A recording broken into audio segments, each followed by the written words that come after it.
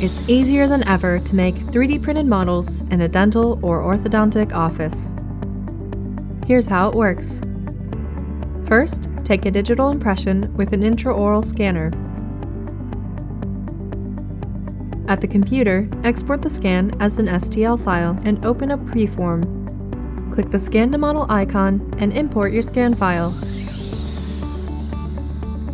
Use the rotation tool to position the occlusal surface away from the build platform, the trim tool to cut off unneeded scan data, and the base height tool to add extra height if needed.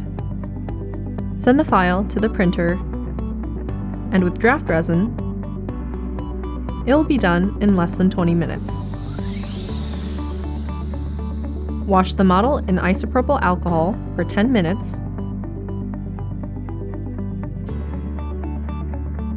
and post-cure takes just 5 minutes.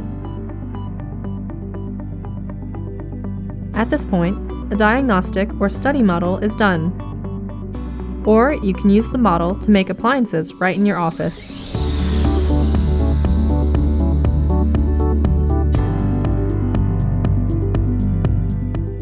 Even for same-day delivery.